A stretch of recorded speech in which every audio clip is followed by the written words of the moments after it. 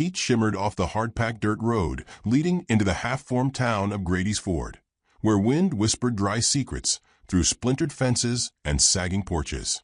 Dust clung to every surface like regret, and the sun hung low in the sky, a molten coin bleeding its last light across the horizon.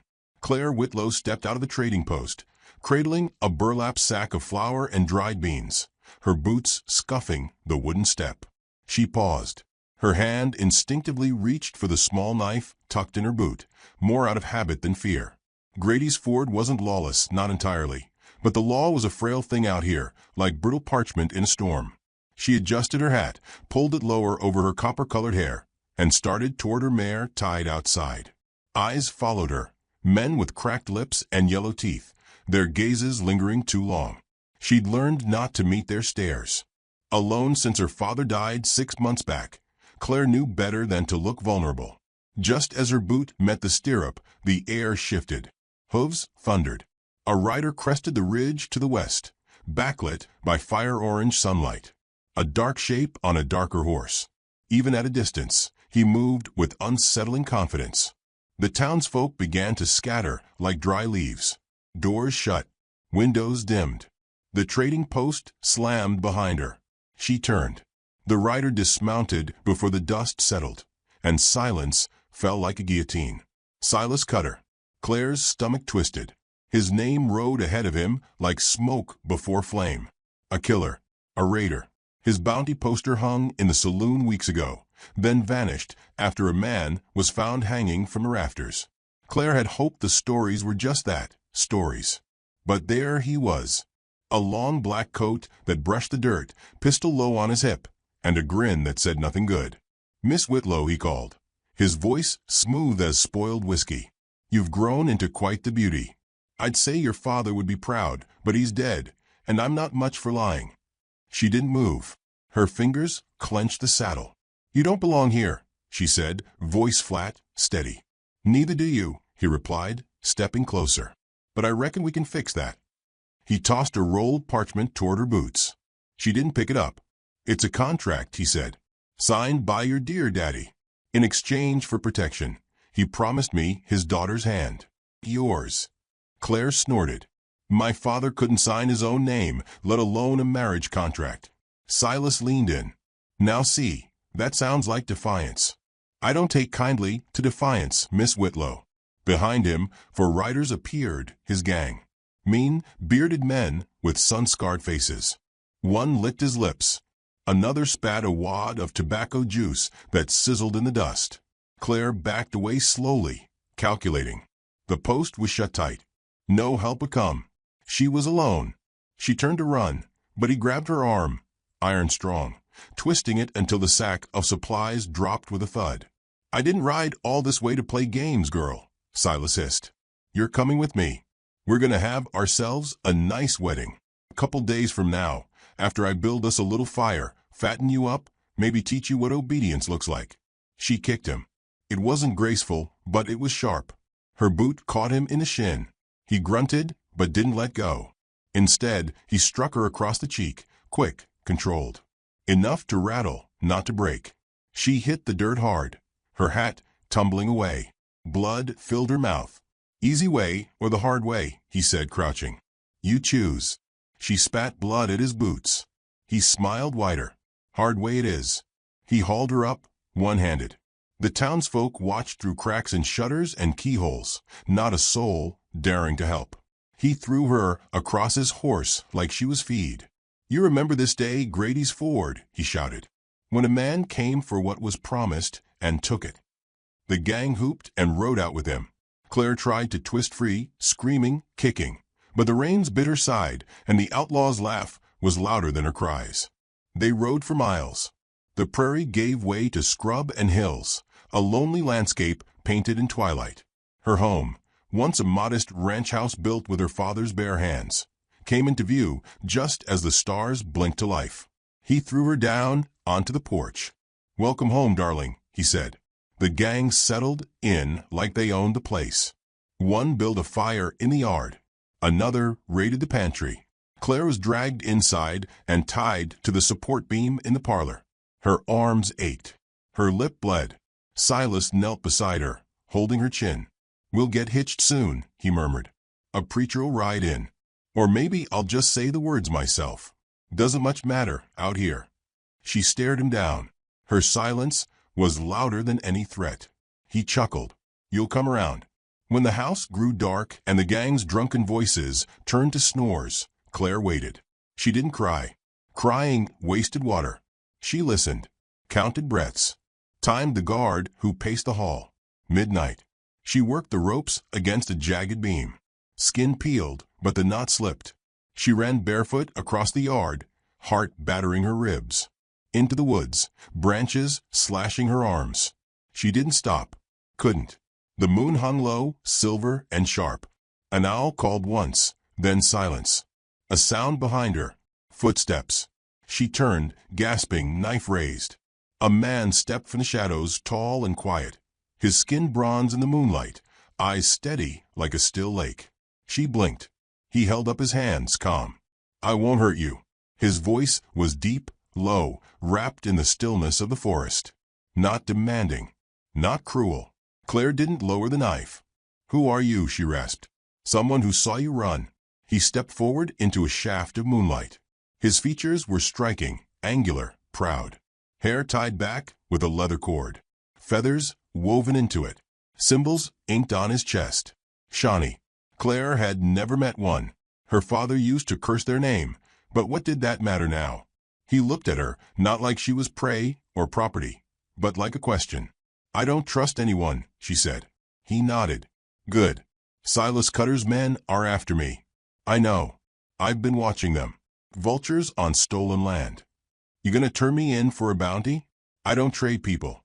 The wind shifted. Voices echoed faintly in the trees. Gunmen. Searching.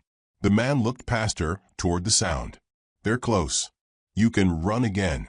Or come with me." Claire hesitated. She didn't know this man, but she knew Silas. And right now, anything that wasn't Silas was a better gamble. She nodded once. He moved fast, silent as smoke, leading her through a narrow deer trail. Branches closed behind them. Within minutes, the night swallowed their tracks. She didn't speak again for a long time, and neither did he. The forest held its breath. When they stopped to rest, miles from the ranch, Claire crouched near a small creek, gulping cold water, her hands shaking. The man knelt beside her, filling a leather pouch. "I'm Claire," she said. He nodded. "Takwachi." She looked at him, into those calm eyes that had seen more than she could guess. "I'm not going back," she said. "No," he agreed. "You're not." Above them, the stars burned quietly. Somewhere, behind the hills, Silas Cutter raged in the darkness. But here, beside a stranger in the woods, Claire Whitlow felt something she hadn't felt in days. Hope. Just enough to keep moving. Claire moved through the forest behind Takwachi, her breath shallow, boots slipping over moss and dead leaves. The moon had vanished behind thick clouds, and shadows claimed everything. But the Shawnee man moved as if the dark welcomed him. His steps were silent, every movement intentional, like he belonged to the woods in a way she never could. They hadn't spoken in over an hour. Takwachi had only motioned and she followed, ducking branches, stepping over roots, driven by the growing fear that Cutter's gang was still behind them, closing the distance with each passing minute. At last, Takwachi stopped at a cluster of rocks, where a shallow overhang jutted out over a dry creek. He crouched, brushed away pine needles, and revealed a small depression carved into the earth. A hidden fire pit. He lit it quickly, using flint and bark. The flames flickered low, contained by stones, barely visible beyond a few feet. When the fire caught, he sat back on his heels, watching it like an old friend. Claire sank to the ground across from him, arms wrapped around her knees. Her body ached. Blood dried stiff on her cheek from Cutter's earlier blow. Her wrists were raw, but she didn't cry. She wouldn't give herself that luxury. Not yet. "You built this?" she asked, voice hoarse. He nodded. "Many seasons ago. It's safe." She watched him pull dried meat and a canteen from a leather pouch. He offered her both. She took them, hesitant but grateful. The meat was tough and salty, but she didn't care. Her stomach gnawed at itself. "You live out here?" "Sometimes," he said. "Alone?" "Yes." She chewed slowly, studying him through the firelight. His face was marked with faint blue ink, symbols she couldn't read. Scars curved along his ribs, one near his collarbone that looked like a bullet had kissed him and missed. "Why help me?" she asked. He didn't answer right away. The fire crackled. Wind rustled high in the trees like distant whispers. "Because no woman should be dragged like cattle by a man," he said finally. "Not even on land stolen by her people." Claire tensed. "You think I'm like them?" she asked. "No," he said simply. They sat in silence for a while longer, the space between them thick with unspoken things. She realized she was afraid, not of him, but of what trusting him might mean. Trust had cost her too much already. "My father hated the Shawnee," she said. "Said you were savages." "And what did your father do to prove he wasn't one?" Takwachi asked without looking up. Claire didn't answer. She remembered the rifle always leaning by the door, the stories he told about defending what's ours, how sometimes he'd ride off with other men and return with sacks full of stolen grain and smirks they never explained. "I buried him last winter," she said instead. "Froze solid before the ground did. Took me 2 days to dig deep enough." Takwachi's eyes met hers. No pity in them, only understanding. "When did you last sleep?" he asked. She tried to remember. "Maybe a day, maybe 2. "Sleep. I'll watch." Claire hesitated. The fire was warm, the ground dry. But she didn't close her eyes, not right away. She stared at the fire until her vision blurred and her body betrayed her. When she finally drifted off, she dreamed of horses galloping through flame and of Cutter's grin waiting on the other side of every tree. She awoke with a jolt. Dawn. The forest was gray and silent. Takwachi sat nearby, sharpening a blade with slow, patient movements. His bow rested beside him, a handful of arrows fanned across a log. "You snore," he said without looking up. "I do not." "Like a bear cub." She scowled, but a crooked smile twitched at the edge of her mouth. It was the first time she'd smiled in days, maybe weeks. "How far can they be behind us?" she asked, sitting up. "Close. They move fast, but not smart." She stood, stretching sore limbs. "I need to go back." Takwachi looked up sharply. "To what?" "There's a boy. Tommy. 9 years old. He was at the ranch when Cutter grabbed me. Family. Not by blood. He's the son of our neighbor. His father died in a flood last year. I feed him when I can." Takwachi was silent for a long time. Then he stood, slid the knife into his belt, and picked up his bow. "Then we go," he said. They broke camp in minutes. Takwachi led them along animal trails, away from open spaces, never once stepping on dry branches. Claire mimicked his movements as best she could. Her legs burned, but she pushed forward, heart pounding, not just from fear but purpose. She wasn't running anymore. She was going to something. Hours passed. The sun climbed, then dipped. Bird calls filled the woods, then went silent. A bad sign. Takwachi raised a hand.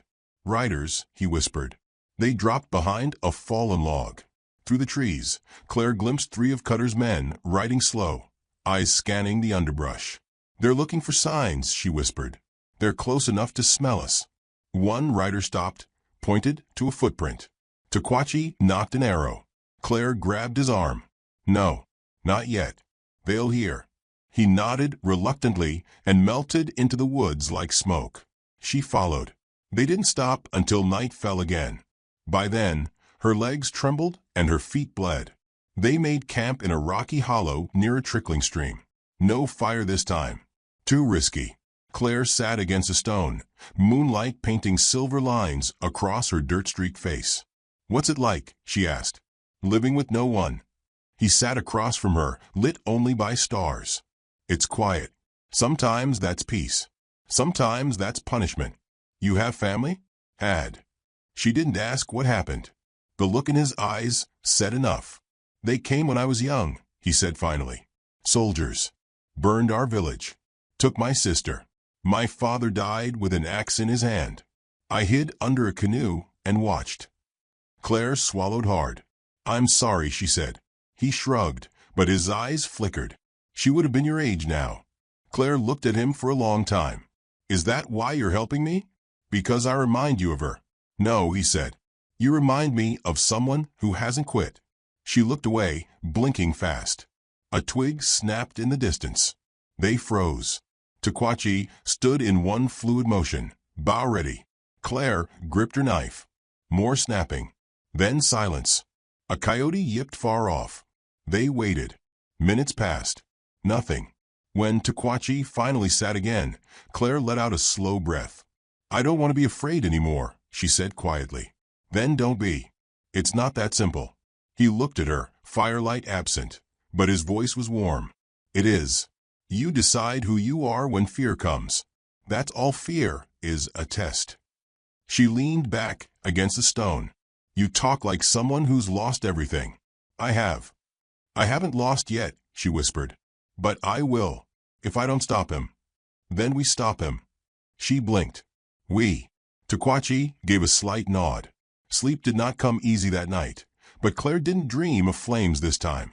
She dreamed of rain, of water running clean over stone. And in the morning, when the first bird sang, she woke with her hand resting on the necklace Takwachi had left beside her, a woven cord with a carved symbol she didn't recognize. She looked at him questioningly. For strength, he said. She tied it around her neck. Then, without a word, they moved. Back toward the ranch. Back into danger. But this time, she wasn't running. She was hunting. Claire crouched low, her breath shallow as she scanned the clearing beyond the tree line. Her eyes flicked from shadow to shadow, searching for any movement near the ranch. Smoke curled lazily from the chimney, proof that Cutter's men were still inside, settled in like ticks on a hound. Her fingers clenched the rifle Takwachi had handed her earlier, the wood still warm from his touch. The Shawnee crouched beside her, face set, eyes locked on the house. They had circled the land for over an hour, staying low, watching patterns, memorizing guard positions. Claire's pulse thrummed like a drumbeat in her ears. We go at dusk, Takwachi said softly. That's when the shadows stretch and their eyes grow lazy. Claire nodded. What about Tommy? Barn, he said. I saw a movement through the loft hatch. Someone small. Her jaw tightened. Then that's where I go. He studied her. You're not ready. I don't care. A pause. The kind that tested respect. Finally, Takwachi nodded. Then we go together. They slipped back into the trees, putting distance between themselves and the ranch, just enough to set a trap. Takwachi worked quickly, tying thin cords between branches, rigging crude but effective snares. Claire gathered dry branches, stacked them in unnatural formations, signs meant to confuse the eye and slow a pursuer's path. You've done this before, she observed. He didn't look up. Too many times. Does it ever get easier? No. But you get faster. By the time the sun dipped behind the hills, their plan was clear. They'd split at the edge of the clearing, Takwachi drawing the guards toward the woods, Claire slipping into the barn from a side. The boy came first. Then they'd burn the whole damn nest. Night crept in on soft feet. The world turned dusky blue, shadows lengthening like claws across the grass. Time, Takwachi whispered. Claire breathed deep, then ran. She darted low across the yard, weaving through fence posts and discarded barrels. Her breath hitched when a voice called out, slurred, bored. A bottle clinked, but no footsteps followed. She reached the barn and slipped inside. The air smelled of hay, manure, and dust. Motes danced in the slanted moonlight.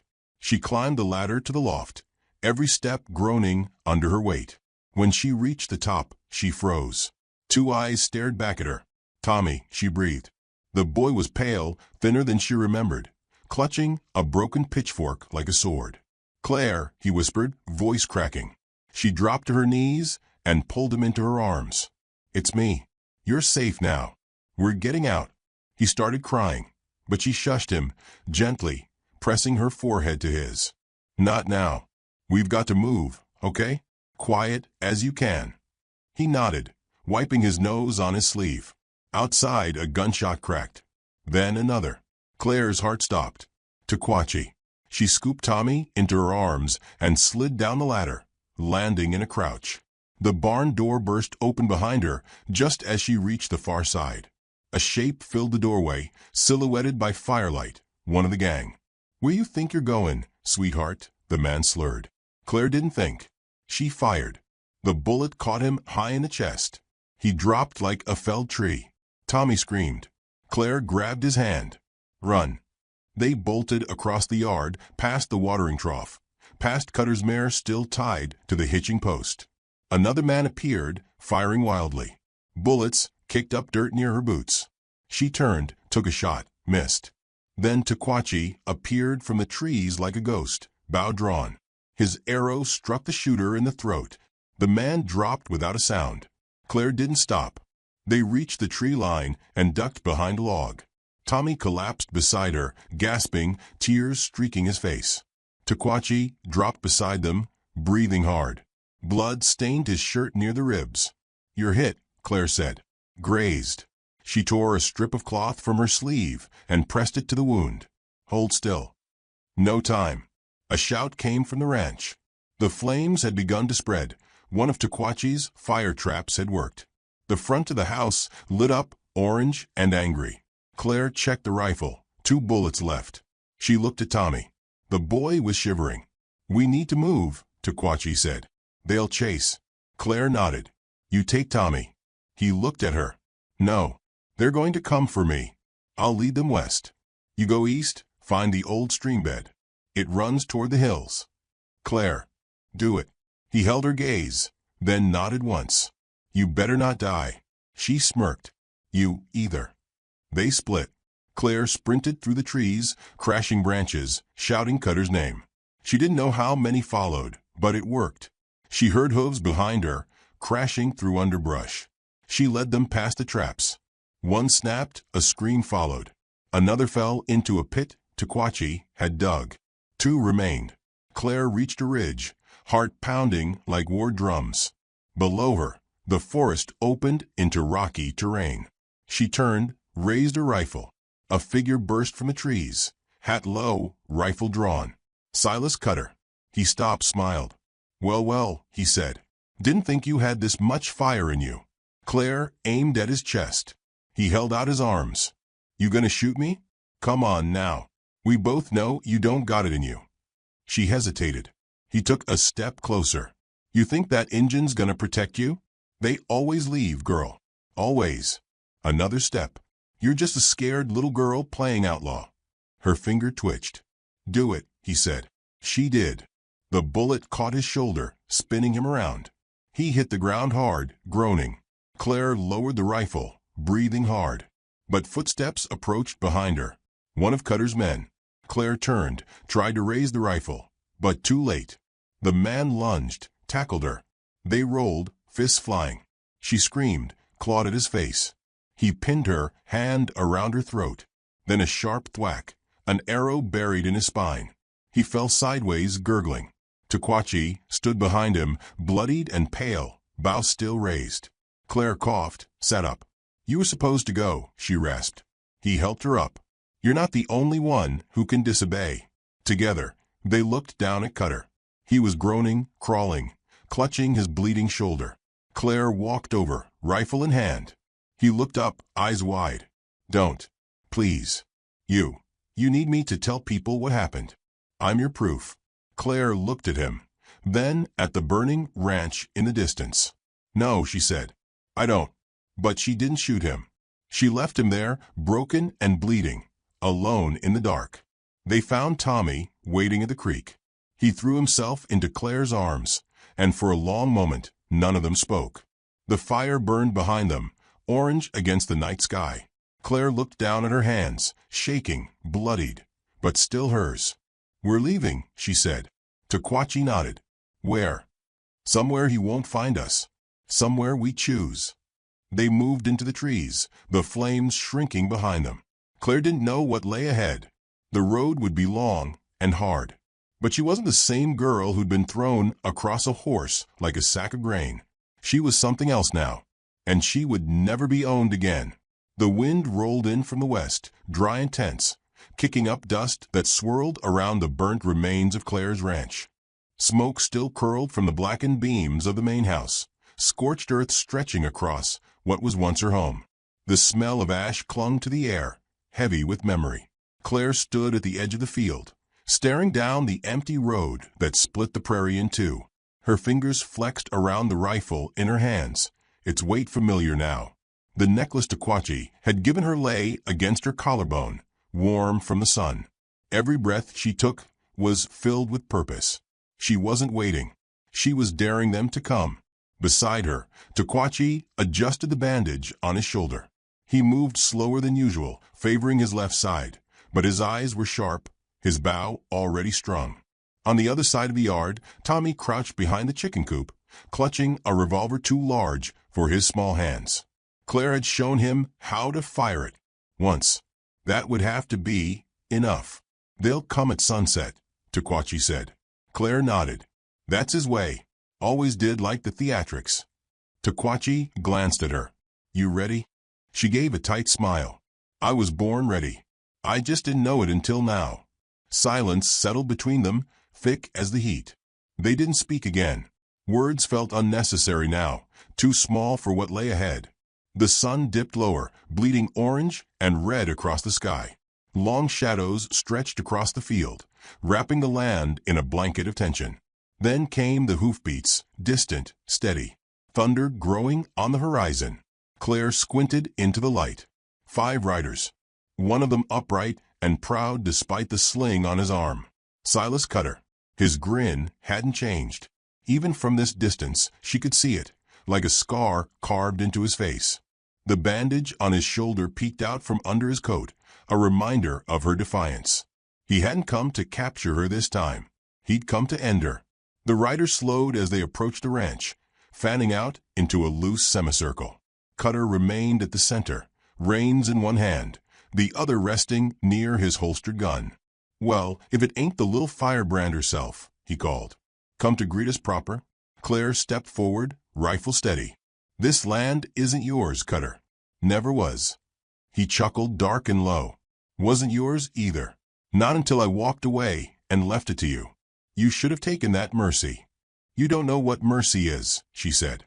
He swung down from his horse, boots hitting the dirt with a heavy thud. "Oh, I know. I just don't like using it." Claire raised the rifle and fired. The bullet snapped into the ground inches from his feet. A warning. Cutter didn't flinch. "You always had bad aim." "She won't miss twice," Taquachi said, stepping beside her. Cutter's grin faltered for the first time. "Ah, the Indian. Still trailing after her like a dog. Huh." Taquachi said nothing. His bow creaked in his grip. Cutter waved to his men.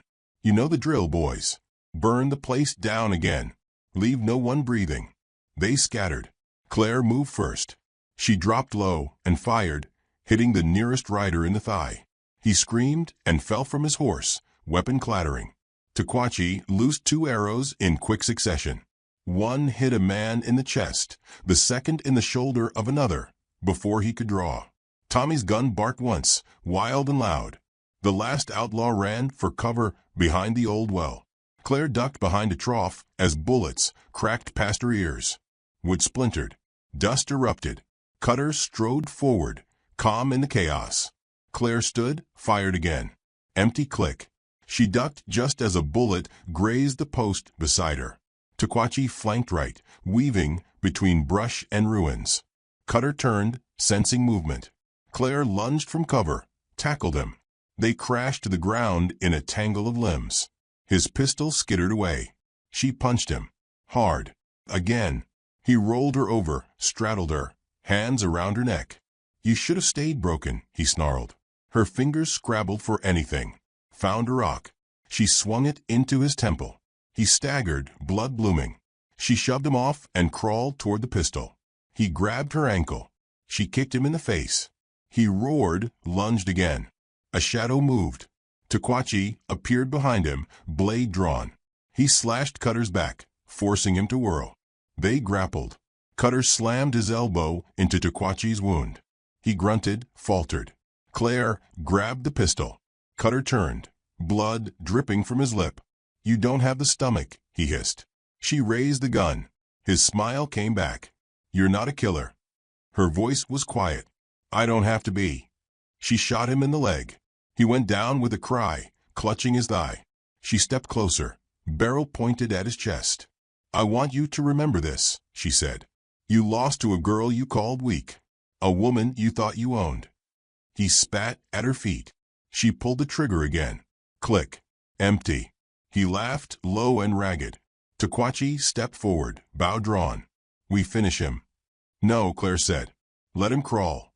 Takwachi stared at her, then slowly lowered the bow. Cutter writhed in the dirt, whimpering. Claire turned away. Let the land decide what to do with him. The fire had died. The wind calmed. Tommy emerged, wide-eyed but safe. Claire hugged him tight. The three of them stood together in the dying light, surrounded by silence. She looked around at what remained.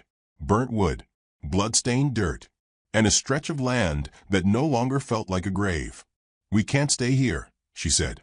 Takwachi nodded. Where then? She glanced east, where the sky still held traces of gold. There's a river beyond the hills. Water runs clean. Grass is tall. Maybe we start there. Tommy tugged her sleeve. Will we be safe? Claire looked down, brushing hair from his face. We'll make it safe. They walked away as the sun sank behind them, long shadows fading into the dusk. Claire didn't look back. Not at the ranch.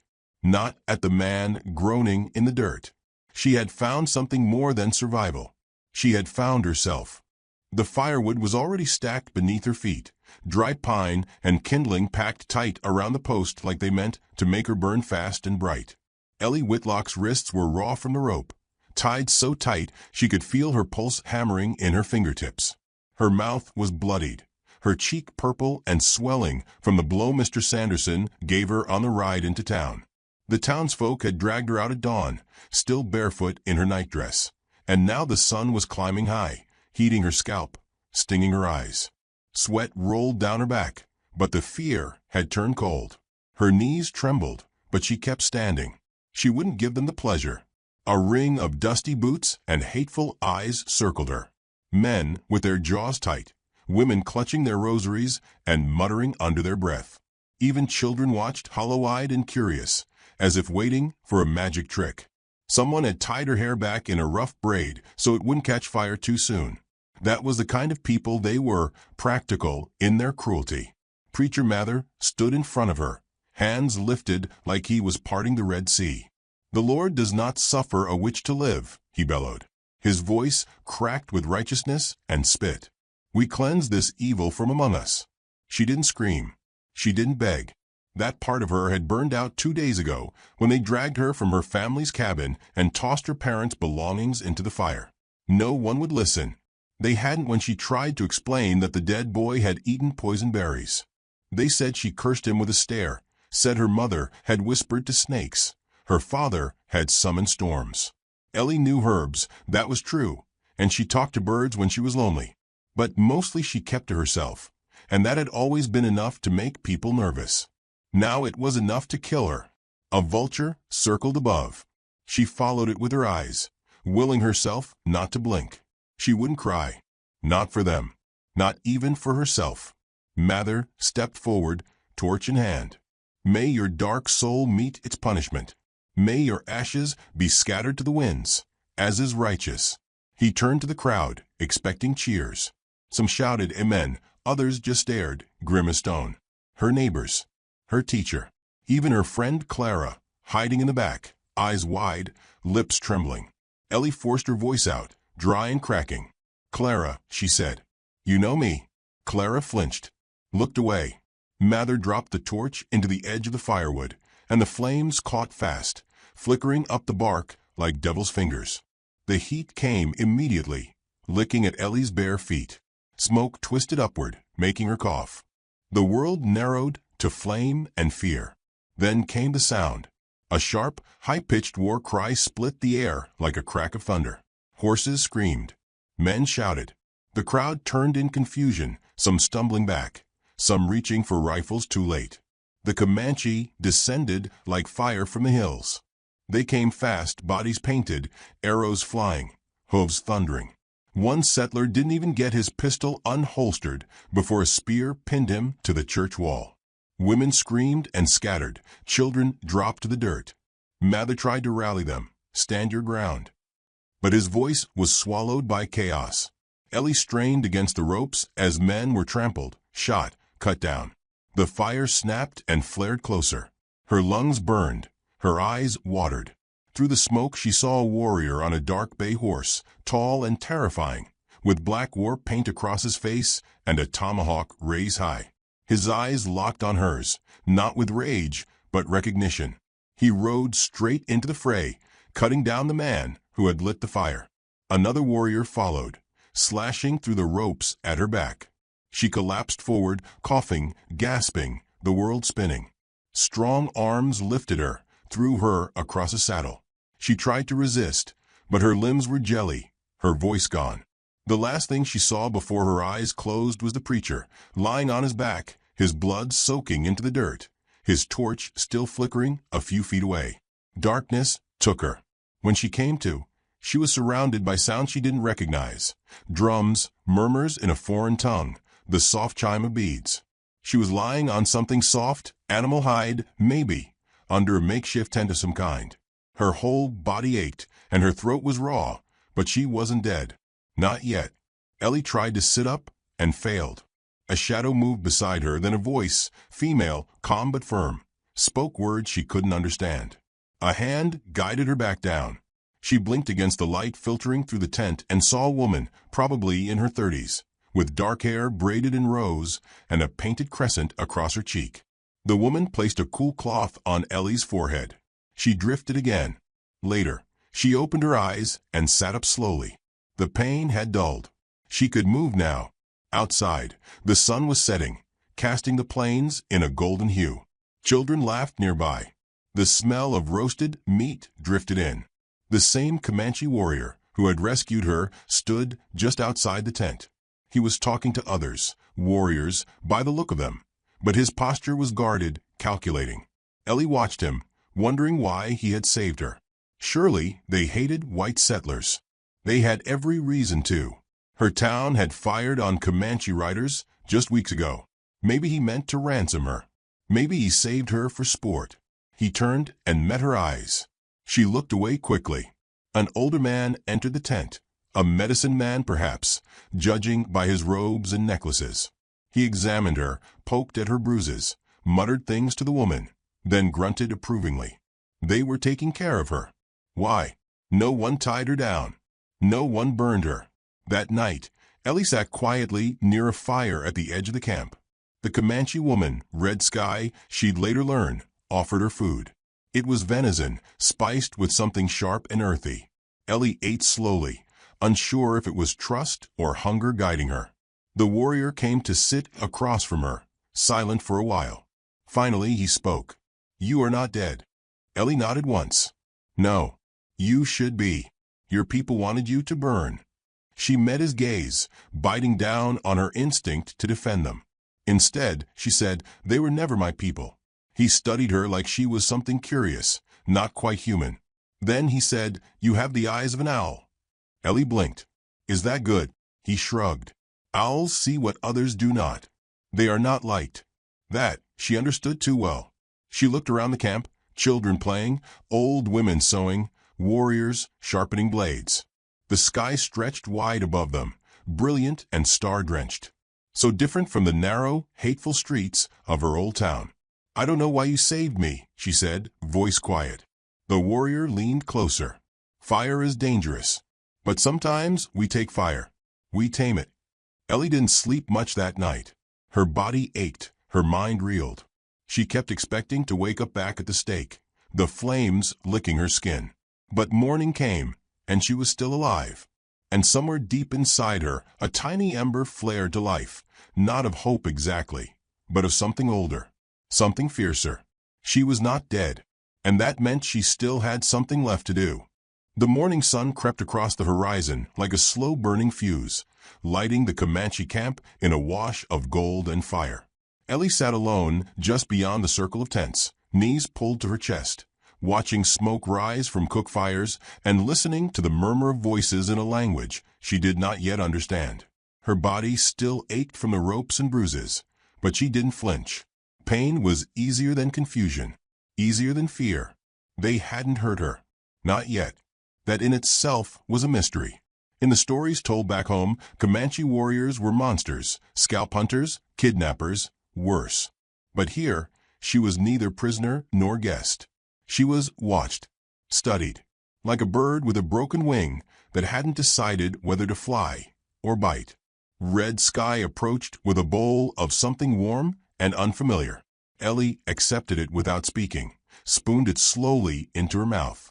The taste was smoky, rich with roots and meat, and it settled in her stomach like a small comfort she didn't know she needed. "You eat like a ghost," Red Sky said in halting English. "I feel like one," Ellie replied. Her voice was hoarse, but the words came easier now.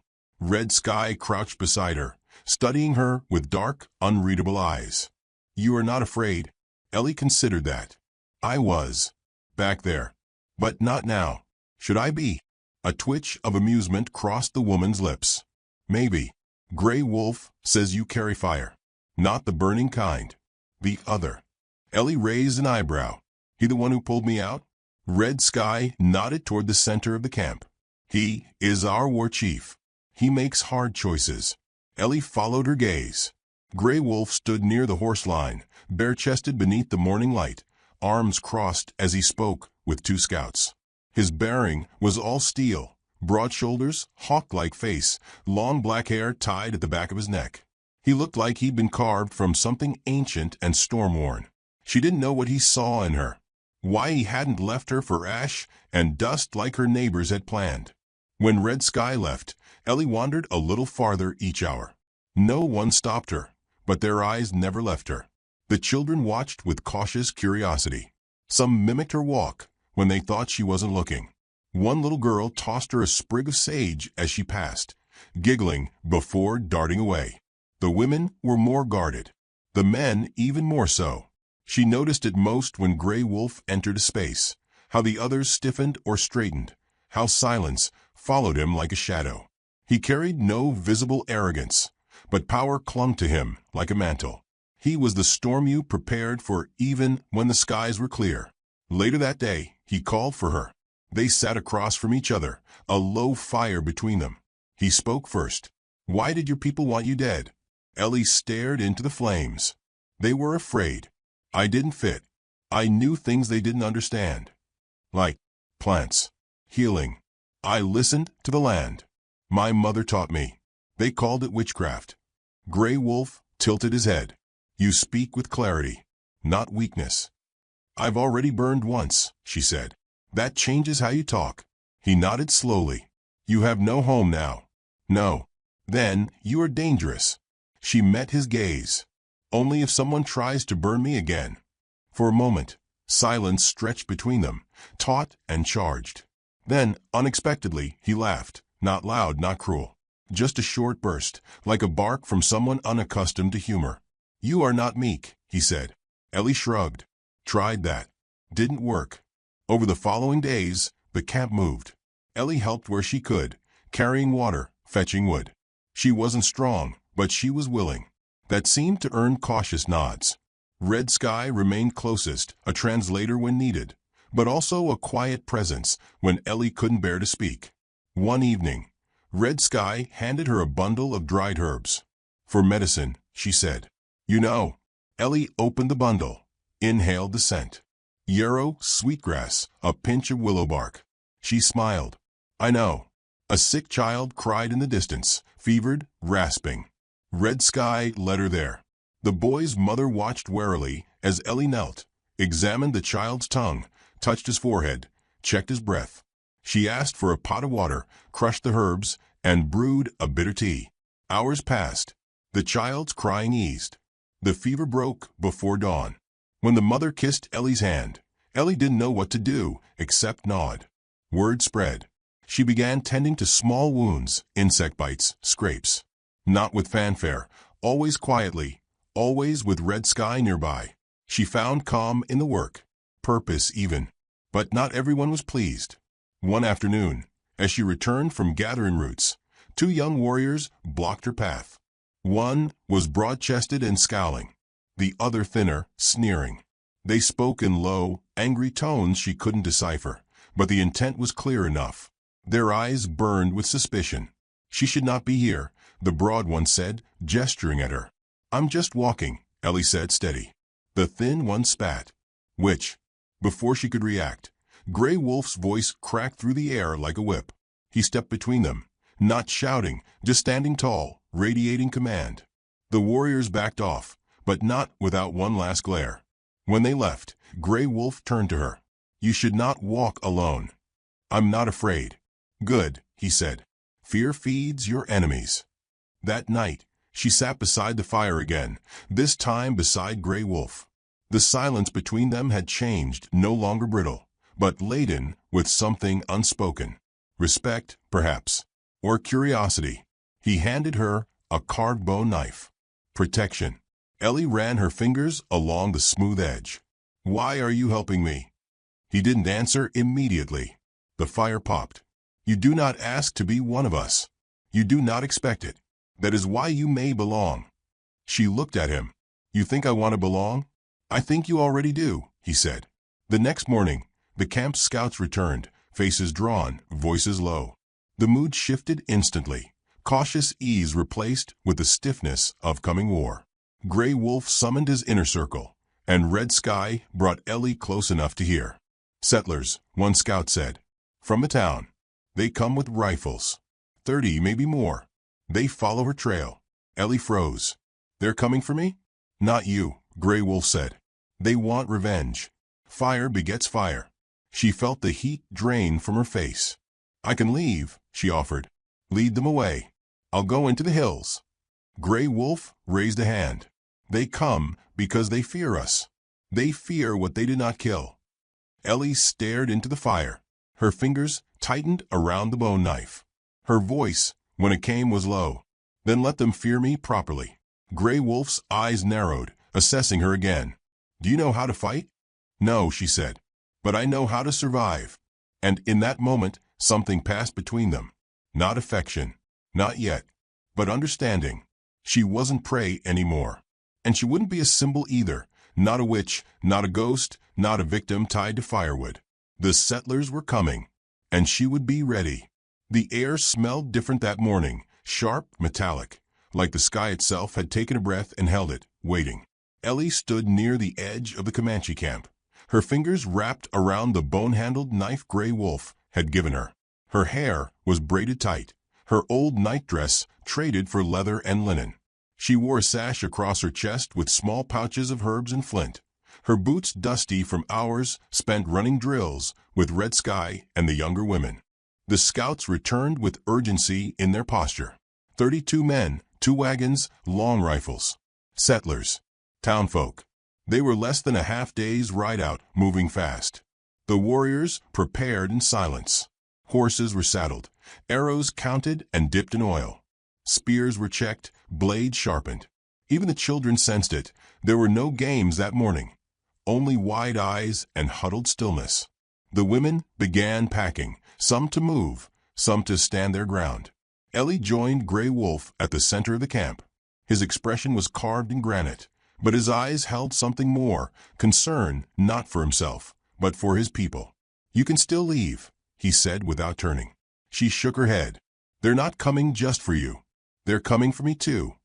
Grey Wolf looked at her, then really looked like he was seeing something solid and immovable where once there'd been a ghost.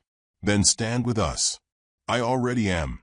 They made their stand in a narrow valley just below a rise, where scrub trees and rock offered cover. Grey Wolf's plan was simple. Slow the wagons, divide the riders, strike hard and vanish before the settlers could regroup. It wasn't a last stand, it was a lesson. They wouldn't be prey again. Ellie was positioned with Red Sky and 2 others behind a large boulder on the eastern slope. She carried a bow now, its pull unfamiliar but manageable. Red Sky had shown her how to hold, draw, breathe. She'd hit the Mark IV out of 10 times. That would have to be enough. The sun climbed higher. Time thinned. Hoofbeats. Wagon wheels. The distant bark of a settler's voice. They were close. Then came the signal, an eagle cry from the ridge. Everything snapped into motion. Arrows flew like angry wasps. The settlers shouted, rifles cracked, smoke rose. A rider fell off his horse, hit the dirt hard, didn't move again. Ellie ducked behind a rock, heart hammering against her ribs. Red Sky loosed another arrow, expression fierce and focused. Ellie peeked and spotted a settler aiming at a young Comanche scout scrambling for cover. She hesitated. Her fingers fumbled with the bow. Then she let go. The arrow missed. The settler turned. He fired. Stone exploded inches from her face. Red Sky yanked Ellie back down. Breathe. Try again. I can't. You can. Or you die. Ellie took a breath. Not for calm, for clarity. Another settler broke from the group, moving fast, too fast. He wore a broad-brimmed hat, had a long scar down one cheek. She recognized him, Mr. Harlan, the blacksmith. He'd been the one who tied the rope around her wrists. She rose halfway, not thinking, only aiming. Her arrow struck him in the thigh. He screamed, fell. His horse bolted. Ellie sat back, shaking. I hit him. Good, Red Sky said. Again. Gunfire raged. Smoke thickened. Warriors surged and retreated, swift and ghost-like. The settlers couldn't get a clear line. Their wagons were stuck between rocks. Panic seeped into their movements. Down in the hollow, Gray Wolf moved like lightning. He dismounted and fought on foot, blade in one hand, tomahawk in the other. Ellie saw him fell two men in one smooth motion, then vanish into the dust again. The tide turned slowly but surely. Then came the scream. It wasn't pain. It was fury. Ellie turned to see a settler, Reverend Mather's younger brother, David, barreling toward Gray Wolf with a rifle raised, eyes wild. Gray Wolf was momentarily exposed, fighting off two others. Ellie didn't think. She dropped her bow, grabbed the rifle of a fallen settler near her feet. It was heavy, still loaded. She ran. Her boots thudded across the dirt. David raised his weapon. Gray Wolf didn't see him. Ellie raised the rifle and pulled the trigger. The shot rang out like thunder. David spun, then collapsed in the dust. Gray Wolf turned, surprised. His eyes locked onto hers. Ellie stood there, smoke curling from the barrel, hands trembling. She had killed a man. The battle lasted another 20 minutes, but the settlers had lost their momentum. Those still alive fled into the scrub, leaving behind broken wagons and bodies. When it was over, Ellie sat near the creek, knees coated in dirt, hands bloodied. She didn't speak, didn't cry. The noise inside her had quieted, replaced by something else, hollow, echoing. Red Sky sat beside her.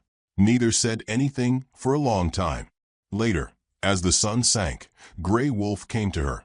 He wasn't bleeding, but his tunic was torn, his arms streaked with dust and sweat. You saved me. Ellie nodded slowly. I didn't think. I just did it. He sat across from her, silent. The fire between them cracked softly. You understand now, he said, what it means to take a life. He nodded. Ellie stared into the flames. I didn't want to, but I would again. To protect someone.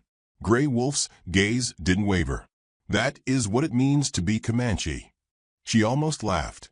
Not mockery, something bitter and soft. Your people still don't trust me. Some never will. And you? He didn't answer right away. Then simply, you are not them. And you are not us. But you are something. Something they could not burn. The camp was quiet that night. The wounded rested. The dead were mourned. Ellie stood by herself at the edge of the valley, looking out into the dark. She could feel it now. Something in her had shifted, broken and reformed. There was no going back, even if she wanted to. She wasn't just the girl they tried to burn. She wasn't just the girl who survived. She had fought. She had killed. And she was still standing. Far off, a wolf howled. Ellie didn't flinch. Smoke lingered in the valley like a morning veil, curling through the air with the scent of blood, sweat, and scorched earth. The battle was over, but its echoes clung to the survivors, stitched into their clothes and carved into the lines on their faces. Ellie stood barefoot at the edge of the camp, her boots lost somewhere in the chaos, her hands still caked with dried blood.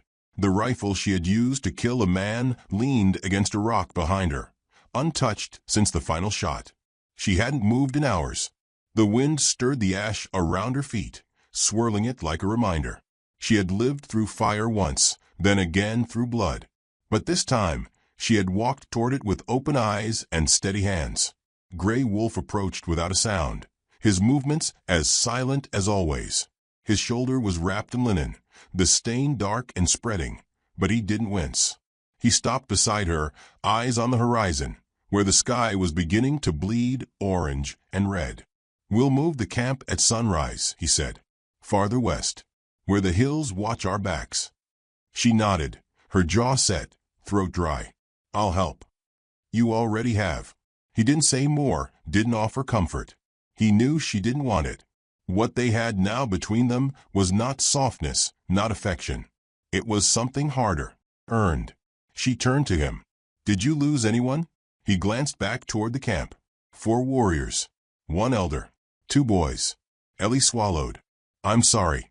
You stayed. You fought beside us." That speaks louder than grief. Silence fell between them again, not uncomfortable, but weighted, shared. She went to the river that evening and washed herself clean, the water biting cold and sharp. She scrubbed until her skin stung and the blood ran clear. When she returned to the fires, she wore the Comanche tunic Red Sky had stitched for her, a garment fitted not for a girl, but for someone who had stood in the storm and refused to bend. That night, under a sky pierced with stars, the tribe gathered in quiet ceremony, not for celebration, but remembrance. Names were spoken, flames offered. Ellie sat among them, hands in her lap, head bowed. No one pulled her aside. No one asked her to speak. But no one told her to leave, either. She was part of it now. Later, Red Sky handed her a small carved figure, an owl, made of bone and blackened with soot. "For your spirit," she said. It saw what others didn't. Ellie turned the figure over in her palm. "Thank you." Red Sky studied her a moment, then smiled. "You don't walk like prey anymore." Ellie returned the smile. "I'm not." The days that followed were filled with rebuilding. Tents were repaired, weapons restored, wounds treated. Ellie worked without pause, cutting strips of hide, mixing salves, boiling water. Her hands were always busy now, her mind sharper than ever. She dreamed less, thought more. Her body moved with new purpose. One morning, as the sky turned steel gray, she climbed the ridge alone.